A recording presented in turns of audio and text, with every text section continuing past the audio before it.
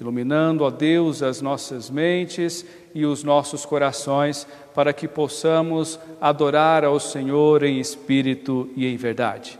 Nós te agradecemos nessa noite por todas as coisas, em nome de Jesus. Amém. Convido aos amados a louvar ao nosso Senhor com o hino Providência de Deus na Criação, hino de número 30.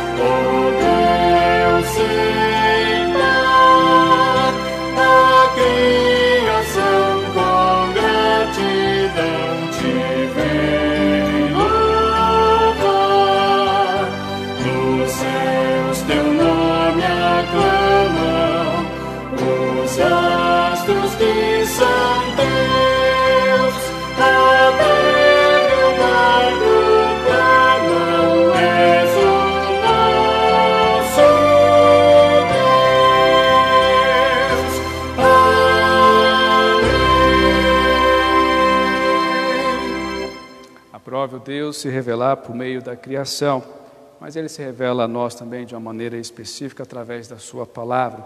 e nos diz quem somos e nos traz a esperança em Jesus Cristo. Nisso convido aos amados a abrirem a palavra do Senhor no Salmo de número 119, versículo 25 ao versículo 32. A palavra do Senhor assim diz: a minha alma está apegada ao pó, vivifica-me segundo a tua palavra. Eu te expus os meus caminhos e tu me valestes. Ensina-me os teus decretos. Faz-me atinar com o caminho dos teus preceitos e meditarei nas tuas maravilhas. A minha alma de tristeza verte lágrimas. Fortalece-me segundo a tua palavra. Afasta de mim o caminho da falsidade e favorece-me com a tua lei. Escolhi o caminho da fidelidade e decidi-me pelos teus juízos. Os teus testemunhos me apego. Não permitas, Senhor, seja eu envergonhado. Percorrerei o caminho dos teus mandamentos quando me alegrares o coração. Temos uma palavra que nos traz de que é o nosso Deus que cria em nós tanto querer quanto realizar, de seguir os seus caminhos. E seus caminhos são claros, está revelado na palavra de Deus. E nos traz orientação que, quando pecamos, nós temos a esperança que o nosso bom Deus, o Deus que fez uma aliança conosco, nos chama a pedir perdão pelos méritos do nosso Senhor Jesus Cristo. Convido você, neste momento, então, a orar, pedindo ao Senhor perdão pelos seus pecados e, ao mesmo tempo, também pedir ao Senhor: Senhor, cria em mim um espírito voluntário, traga a alegria da salvação no meu coração. Oremos. Querido Deus, nós reconhecemos que o Senhor é o Deus de todas as coisas. E bendito Deus, em Ti, somente em Ti podemos encontrar vida e vida em abundância. Através, ó Pai, do ensinamento da Tua palavra, temos a esperança de que em Cristo Jesus e pelos Seus méritos, os nossos pecados são perdoados. Ó Deus, nós oramos neste momento, pedindo perdão pelos nossos pecados, as nossas ofensas cometidas, ó Pai amado, contra a Tua palavra. E pedimos, ó Deus amado, também, arrependidos, que o Senhor crie em nós um coração alegre, disposto a guardar os Seus mandamentos e cumprir a Tua palavra. Nos dê, ó Deus, essa disposição, esses momentos, ó Deus, de nossas vidas regozijando no Senhor já neste momento agora. Nós louvamos e agradecemos ao Senhor por este momento, confiantes que o perdão foi concedido em Cristo Jesus. Em nome de Jesus, amém. Vamos louvar ao Senhor neste momento com o hino Mais de Cristo, o hino de número 135. Convido vocês em casa e vocês que também estão nos ouvindo pela rádio.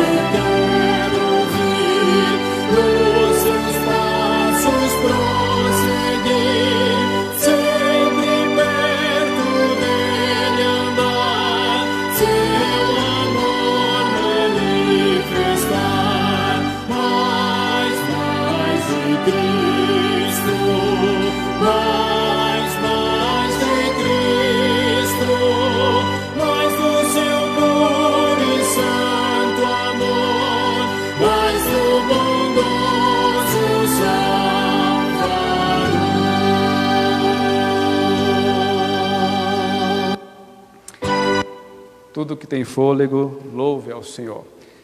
Convido você a estar louvando com a gente também, neste momento, o hino Riquezas do Céu, o hino de número 134.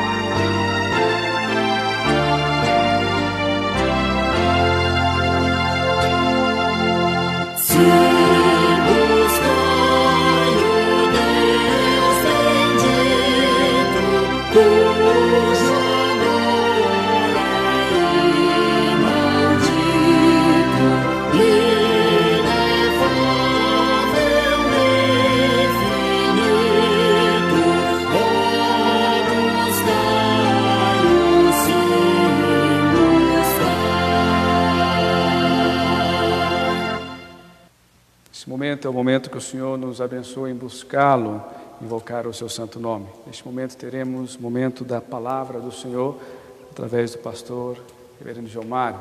Deus abençoe. Amém. Meus irmãos, como é bom podermos adorar o nosso Deus e nos lembrarmos, sim, buscai o Deus bendito, cujo amor é inaudito, inefável e infinito. Ó, buscai-o, sim, buscai-o. Nós vamos, neste momento, ler a palavra de Deus na carta que Paulo escreve aos Filipenses. Como anunciamos pela manhã, falaremos sobre os alicerces da unidade da igreja ou da comunhão da igreja.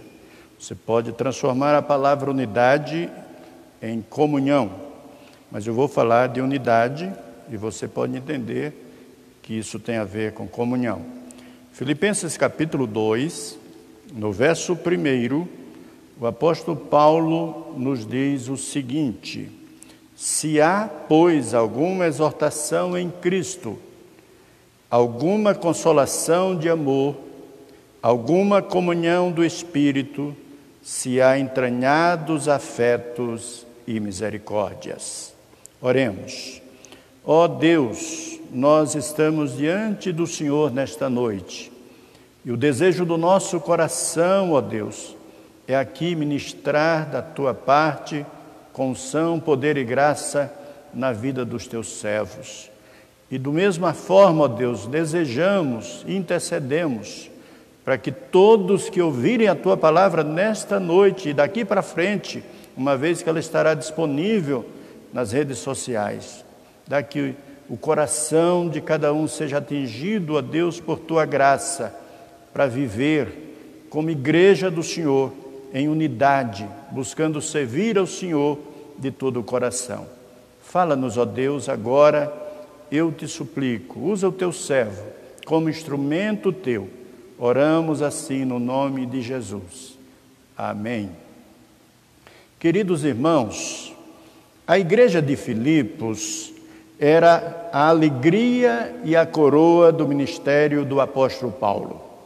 Essa igreja, queridos irmãos, nasceu num parto de dor do apóstolo Paulo, mas lhe trouxe muitas alegrias. É uma igreja que marcou a vida do apóstolo. Essa igreja associou-se a Paulo desde o início para socorrê-lo em suas necessidades. Era uma igreja sempre presente, era uma igreja solidária em todos os momentos da vida do apóstolo. Paulo estará falando agora da necessidade de unidade espiritual daquela igreja, unidade produzida por Deus também na igreja. Quando o apóstolo Paulo diz exortação em Cristo, consolação de amor, alguma comunhão do Espírito, entranhados afetos e misericórdias, Paulo está pensando no alicerce da unidade da igreja. E especialmente sobre a exortação em Cristo, ele não está afirmando que por dizer que pertence a Cristo, já se conquistou a unidade. A unidade não é automática. Nós precisamos de encorajamento uns dos outros para manter a unidade espiritual. Ela é nossa porque nos foi dada. Ela é nossa porque alguém a comprou por um alto preço e nos-la deu gratuitamente. A nossa unidade, queridos irmãos, foi providenciada por Deus. Ela, como a nossa salvação, não foi comprada por prata ou ouro, mas pelo precioso sangue do nosso Senhor e Salvador Jesus Cristo. Mas, queridos, se ela foi nos dada graciosamente, por outro lado, nós devemos preservar a unidade espiritual com diligência. Nós não podemos negligenciar o propósito de viver em unidade, de viver em comunhão. Queridos, de início, eu preciso declarar aqui duas verdades que são vitais com respeito à unidade da igreja. Vejamos essas duas verdades. Em primeiro lugar, é preciso lembrar que a unidade espiritual da igreja, ela é produzida por Deus. A unidade espiritual da igreja é uma obra exclusiva de Deus.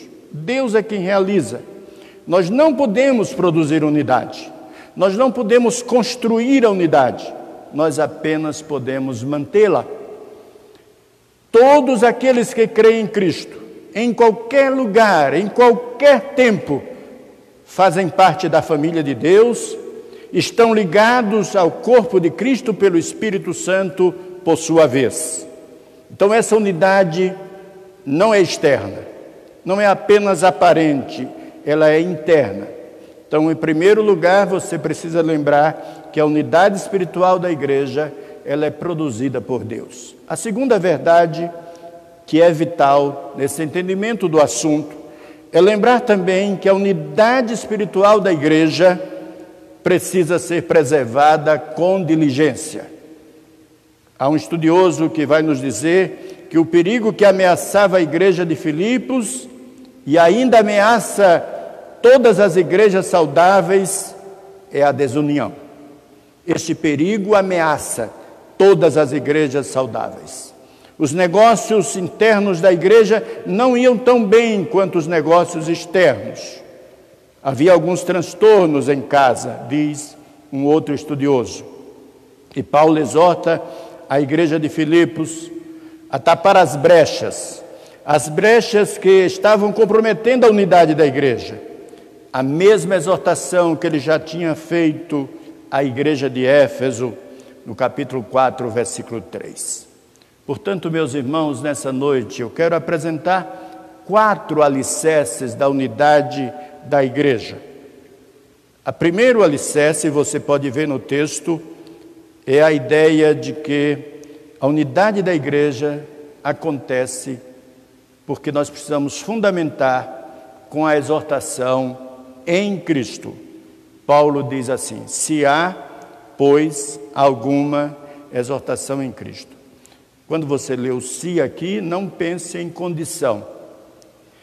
É como se Paulo estivesse dizendo, já que vocês conhecem a unidade cristã na luta pelas perseguições, que ele vem falando do verso 27 até o 30, já que isso acontece, alguma exortação em Cristo é preciso fundamentar o alicerce da unidade da igreja. A palavra grega paraklesis sugere que há uma obrigação colocada sobre os filipenses, obrigação oriunda diretamente de sua vida comum em Cristo, para trabalharem juntos, trabalharem em harmonia, para caminharem como verdadeira família de Deus. Paulo está convidando os filipenses a lembrar-se do seu status de comunidade amada por Cristo. Aqueles irmãos precisavam se lembrar que eles foram chamados por Cristo e precisavam andar nesse status. Há um estudioso que vai nos dizer que todo crente tem recebido encorajamento, exortação e conforto de Cristo. Então, essa experiência comum deveria unir os crentes de Filipos. Todo crente em Cristo passou por esta experiência de encorajamento, de exortação, de conforto em Cristo. Logo, isso deve nos unir como deviam unir aqueles crentes em Filipos. Há um outro estudioso que vai nos alertar para o fato de que ninguém, absolutamente ninguém, pode caminhar desunido com seu semelhante ao mesmo tempo que diz que está unido a Cristo. É inconcebível.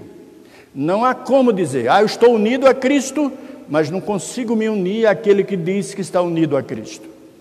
Todo aquele que está unido a Cristo vai se unir também àqueles que se dizem unidos a Cristo.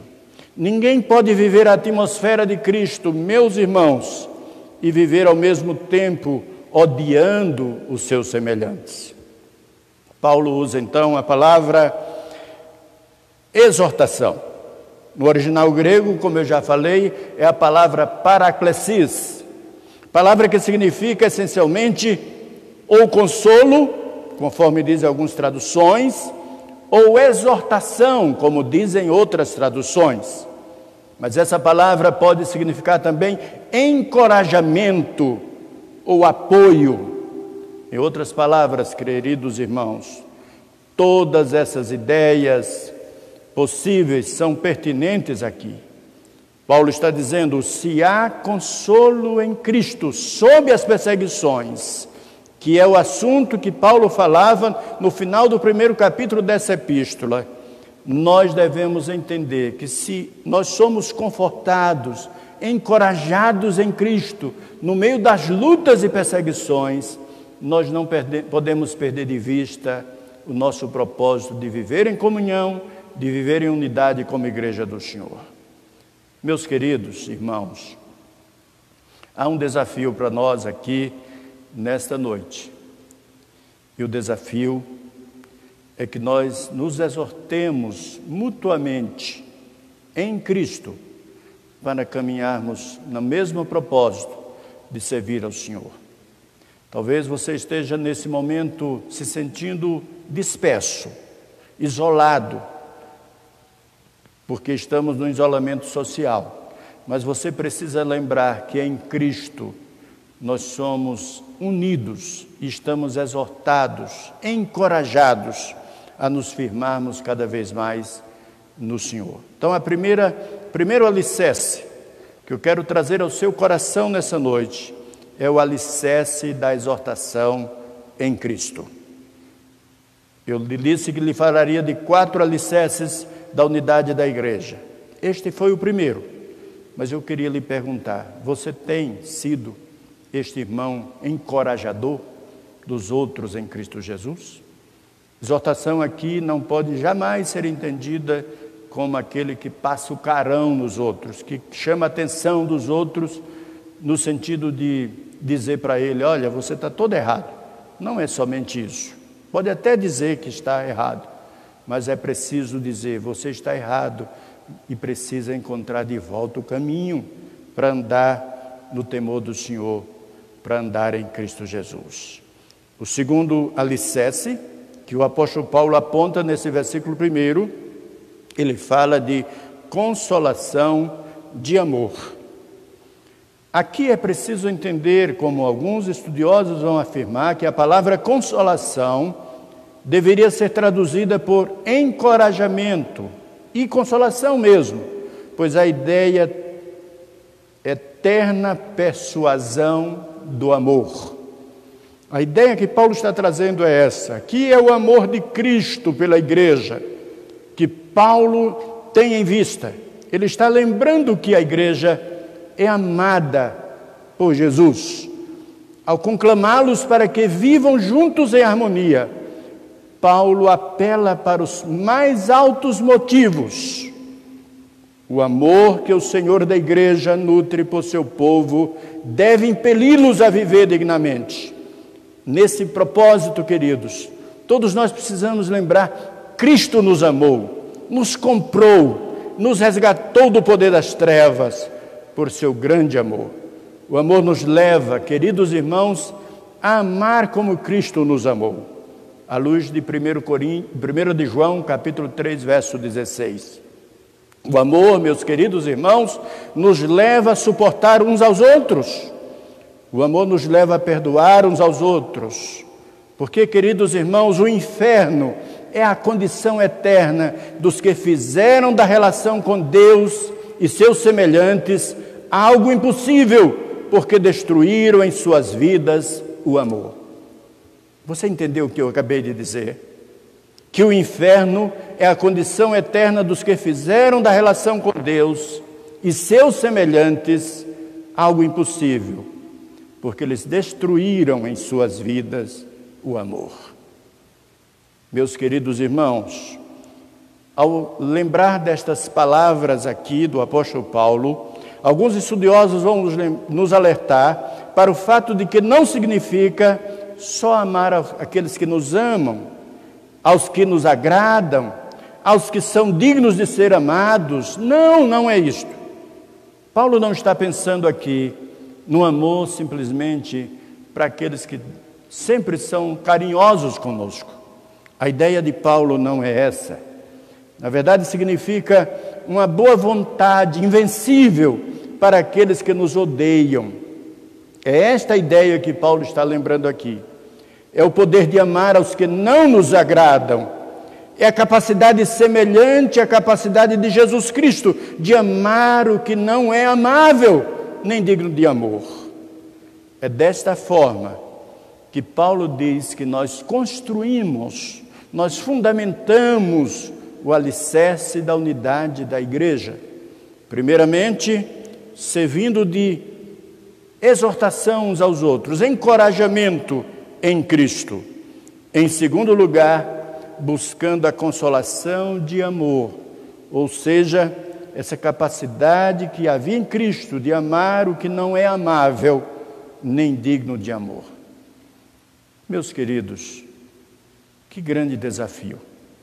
O desafio de realmente perceber como nós devemos buscar este alicerce da consolação de amor. Há muita gente destroçada, talvez até o seu próprio coração, mas o que precisamos nessa noite é dizer: Senhor, renova em mim, me faz lembrar do grande amor que Cristo teve por mim, a ponto de ir à cruz morrer em meu lugar. E assim, você se dispor a ir na direção daqueles que também em Cristo precisam ser amados. Se você observou, nós temos aqui a pessoa de Cristo, a quem Paulo diz que deve ser a nossa exortação em Cristo. Depois o apóstolo Paulo fala dessa consolação de amor, que podemos entender que é o amor de Deus derramado em nós, em Cristo. Mas agora, no terceiro alicerce, o apóstolo Paulo vai falar da comunhão do Espírito. E aí está a Trindade agindo para que a unidade da igreja aconteça. Na exortação em Cristo, na consolação em amor, mas agora também na comunhão do Espírito. É este o terceiro alicerce da unidade da igreja. A participação comum no Espírito, pela qual os crentes são batizados em um só corpo, deveria determinar a morte de toda desavença, de todo espírito de partidarismo que porventura pudesse surgir no ambiente da vida da igreja. E é interessante que duas coisas são nos apontadas nessa linha de alguma comunhão de espírito. Primeiro, o que Paulo quer nos lembrar é que o Espírito trouxe os cristãos de Filipos à comunhão uns com os outros. Não foram eles mesmos que resolveram, vamos formar a igreja de Filipos. Foi o Espírito que os trouxe à comunhão uns com os outros. Aquele que os uniu em Cristo também os uniu uns aos outros. Queridos, é o Espírito Santo quem produz a nossa comunhão com Deus e a nossa comunhão com o próximo. Nós não construímos comunhão. É o Espírito quem nos une a Deus e ao próximo, de tal maneira que todo aquele que vive em desunião com seus semelhantes dá provas de não possuir o dom do Espírito. Há muita gente querendo saber se ele tem o dom do Espírito. Aqui está uma prova de que você tem o Espírito Santo. É a disposição para viver em comunhão com Deus e comunhão com o próximo. Porque quem não se une a Deus e ao próximo, não pode dizer, não tem provas de que possui o dom do Espírito. É interessante que há um estudioso que vai nos afirmar que porque só há um Espírito, há um só corpo. E nós podemos ver isso em Efésios capítulo 4, verso 4. Facções ou divisões não têm lugar no corpo de Cristo.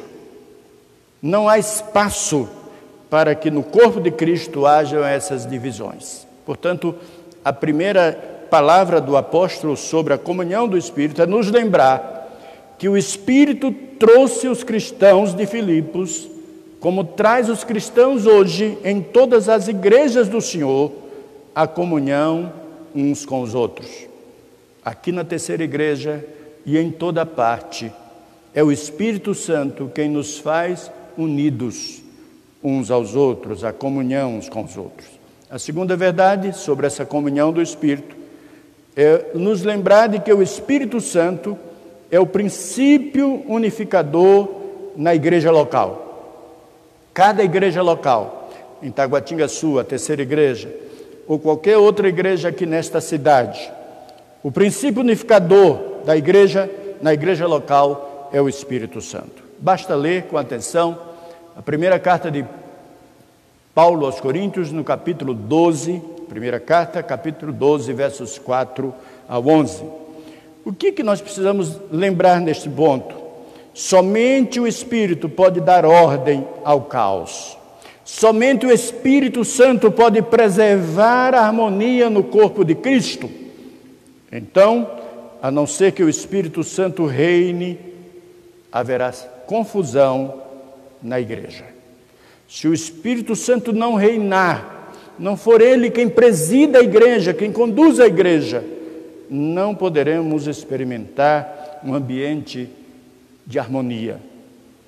Sem o Espírito Santo, não há vida nem poder na igreja, diz um estudioso da palavra de Deus. Onde reina o Espírito Santo, existe amor. Existe amor porque o amor é fruto do Espírito. Portanto, querido irmão e irmã, nesta noite, você que nos ouve e nos acompanha, lembrando desse terceiro alicerce da unidade da igreja, você está sendo chamado a desenvolver a comunhão do Espírito. Primeiro, você foi chamado a fazer exortação em Cristo, encorajamento das pessoas em Cristo. Você foi chamado também a trazer consolação de amor, o amor de Deus que foi derramado em nosso coração. Mas agora você está sendo chamado a desenvolver a comunhão do Espírito como terceiro alicerce da unidade da igreja. E finalmente, para que você guarde no seu coração as verdades do Senhor, aqui está o quarto alicerce da unidade da igreja. Paulo termina dizendo: se há entranhados afetos e misericórdias. Ou seja, é possível você desenvolver a exortação em Cristo, comunhão do Espírito, consolação de amor, mas se esquecer dos entranhados afetos e misericórdias.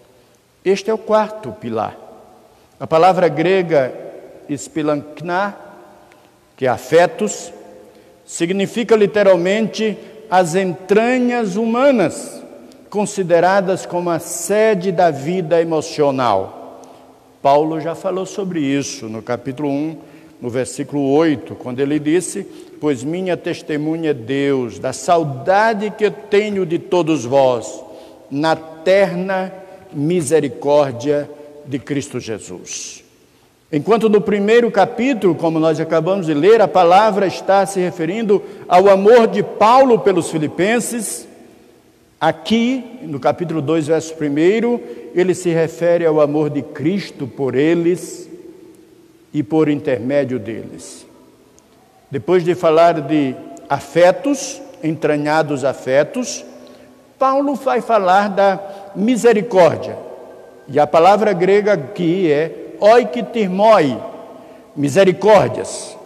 Ou seja, é a palavra que descreve a emoção humana da piedade terna, ou simpatia, aquele que sabe acolher o coração ferido, coração magoado, o coração dilacerado pelas forças do pecado.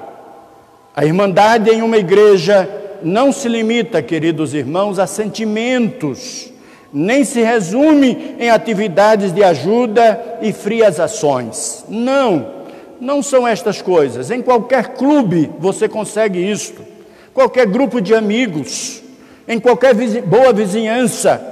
Mas aqui, veja, Paulo está falando de algo muito mais profundo. Certamente, o que Paulo está trazendo para o nosso coração é a ideia das nossas entranhas, pois ele está falando entranhados afetos e misericórdias. As nossas entranhas precisam ser movidas e as aflições do irmão precisam despertar em nós uma viva compaixão. Nós precisamos sentir a mesma dor, sentir a mesma aflição que ele está vivendo.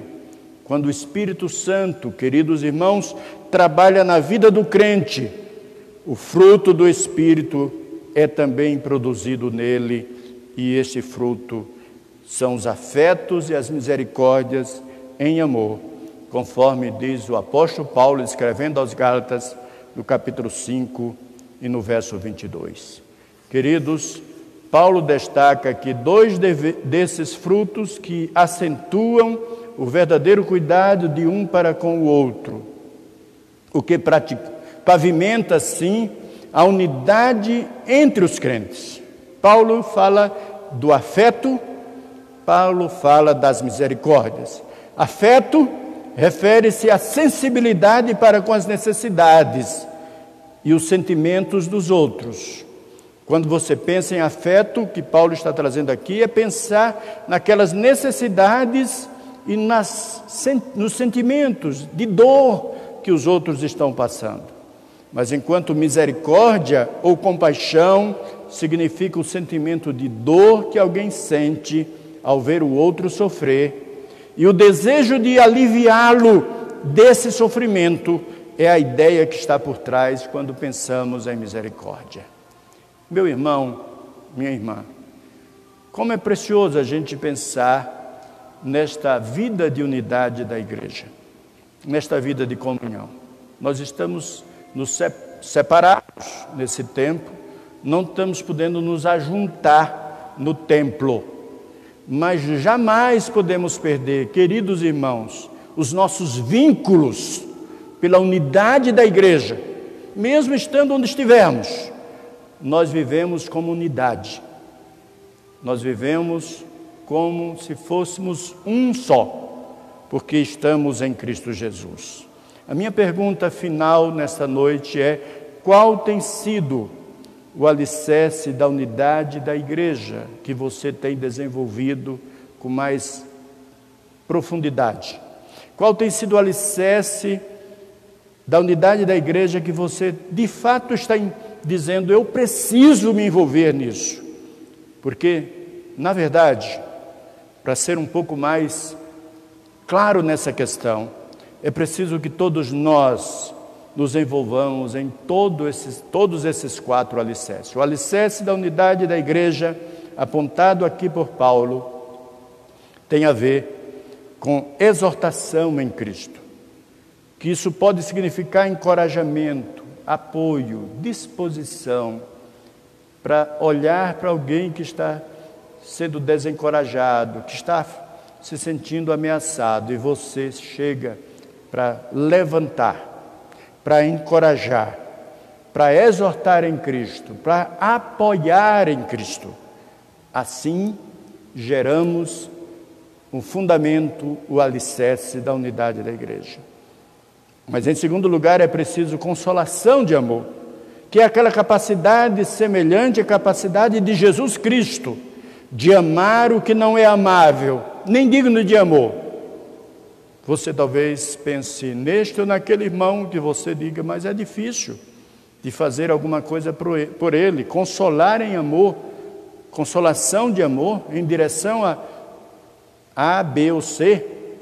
Talvez você pense nisso: não é possível. É sim, se você busca essa capacidade, como teve em Jesus, de amar o que não é amável nem digno de amor. Esse é o segundo alicerce. Mas o terceiro alicerce é a comunhão do Espírito. Porque Paulo está nos lembrando, meus irmãos, que onde reina o Espírito Santo, existe amor. Porque o amor é fruto do Espírito Santo. Não é possível dizer que tem o Espírito Santo e não desenvolve comunhão com os nossos irmãos. Por fim, Paulo vai nos lembrar: são os entranhados afetos de misericórdia, o quarto alicerce para mantermos a unidade da igreja. Essa preocupação fortalece a unidade entre os crentes. É o desejo de que, em todas as situações, nós estejamos unidos no mesmo propósito. Nessa noite, portanto, você e eu devemos, por toda parte, como aqueles que brilham em Jesus, devemos brilhar em Cristo Jesus. Adoremos ao nosso Deus, brilhando por Jesus. Hino 362. Vejo no céu esplendente, do sol a clara luz. Quero viver tão somente brilhando por Jesus. Brilhemos por Jesus desta busca da unidade da igreja.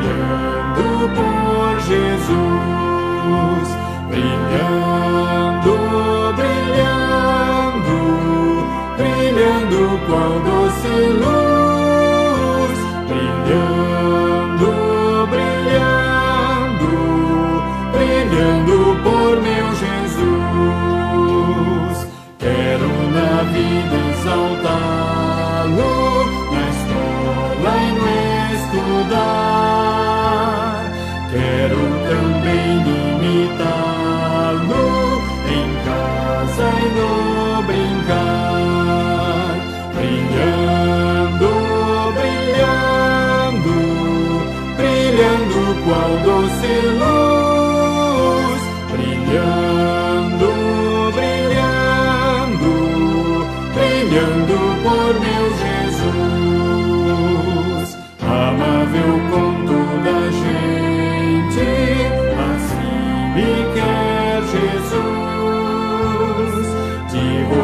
alegre e contente, brilhando como a luz, brilhando, brilhando, brilhando qual doce luz, brilhando, brilhando, brilhando por meu Jesus.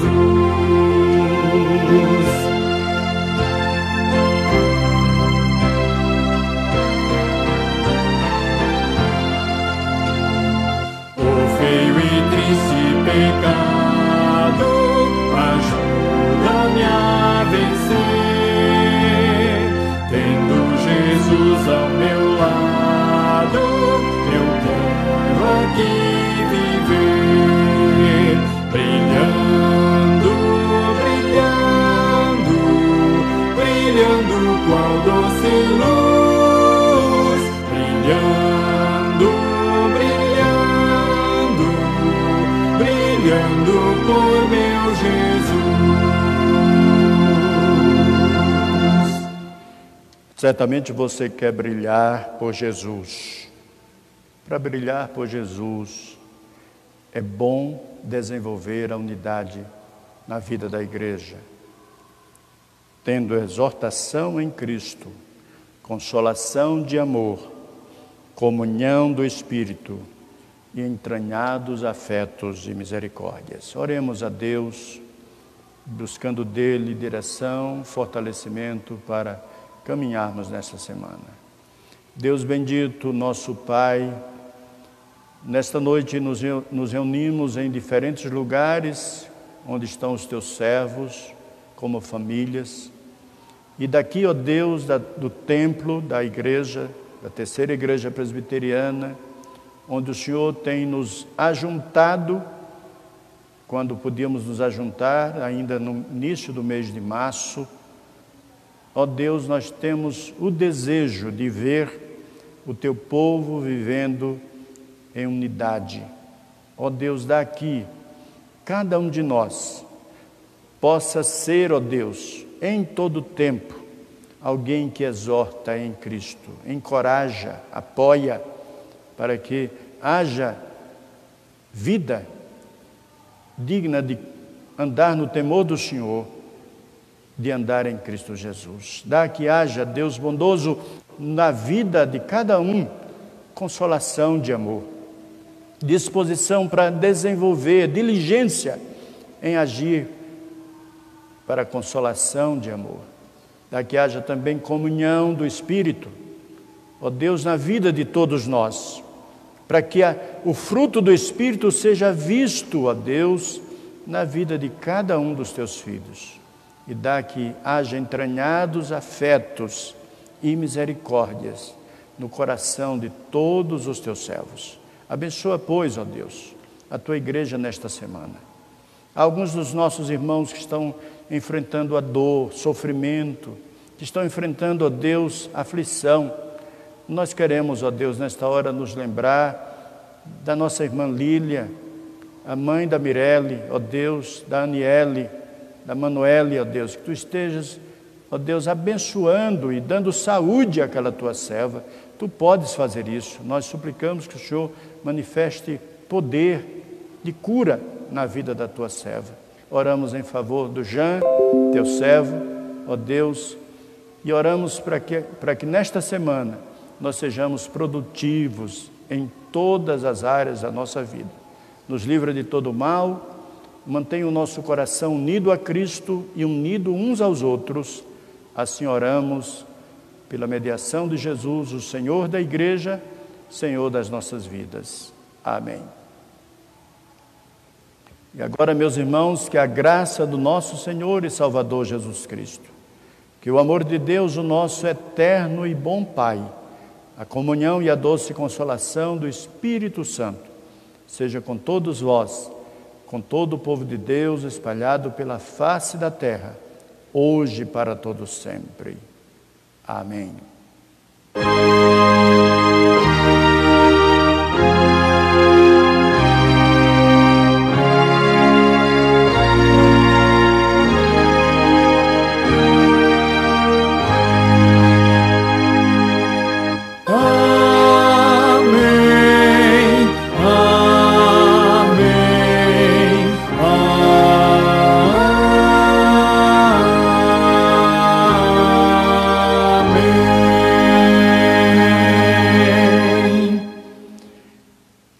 que você esteve conosco até agora. Não deixe de participar de outros momentos como esse. Na terça-feira, nós estaremos estudando aqui a carta de Tiago. Falaremos sobre as guerras entre nós mesmos e as guerras contra Deus. Oportunidade de estudarmos as Escrituras. Das 20 às 21 horas, estaremos transmitindo na terça-feira esse estudo da Palavra de Deus. Também na sexta-feira, nossa reunião de oração, estaremos aqui. Mas não se esqueça, estamos no mês do nosso simpósio, o Evangelho da Graça. Se você ainda não se inscreveu, se inscreva no nosso site. Nós estamos indicando aí o lugar da inscrição para você ouvir e participar na sua própria casa as transmissões ao vivo do Evangelho da Graça. Isso vai acontecer dos dias 20 a 25 de julho. Os membros da igreja devem também se inscrever, todos que vão estar acompanhando e sendo as equipes de apoio. Deus abençoe a vida de cada um. Quero agradecer aqui ao André, agradecer ao reverendo Weber, que estiveram conosco enquanto aqui transmitimos a palavra de Deus. Deus abençoe a sua vida nesta semana. Amém.